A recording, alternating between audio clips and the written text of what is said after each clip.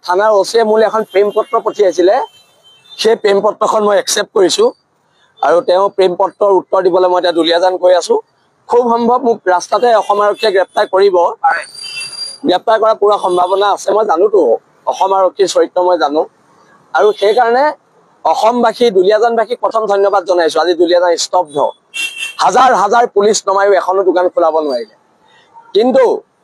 সেইজনীক গ্ৰেপ্তাৰ কৰিব লাগিব ফ্ৰী ভাত খোৱাজনীক তাইক জেলৰ ফ্ৰী ভাত খুৱাব লাগিব আৰু অনাগত দিনত এখন ঐক্যবদ্ধ সংগ্ৰাম হ'ব আজি মাৰ ভৰিত ধৰি দেউতাৰ ফটোত সেৱা কৰি হৰ গগৈ মই ওলাই আহিছোঁ মাক কৈ আহিছোঁ ৩-৪ মান আহিব পাৰোঁ জেলত থাকিব পাৰোঁ আৰু এটা কথা স্পষ্ট বীৰ লাচিত সেনাৰ সৈনিক আৰু শৃংখল চলিয়াই ঘাঁহ নেখায় এইটো কথা মনত ৰাখিব লাগিব আৰু অনাগত দিনত খিলন দিয়াৰ আধিপত্য থকা অসম হ'ব খিলন দিয়াৰ আধিপত্য থকা অসম হ'ব মূৰ তল কৰি ইয়াত জীয়াই নাথাকো পুনৰ কৈছোঁ হ'ব পাৰোঁ আমি দুখীয়া আমি তহঁতৰ গোলাম নহয় আঁঠুকাঢ়ি অধিকাৰ খোজা বীৰ লাচিত সেনাৰ সৈনিকৰ নিয়ম নহয় আৰু নিয়ম নহয় এতিয়া আমি দুলীয়াজানলৈ মুভ কৰিম আমি আগবাঢ়িম আৰু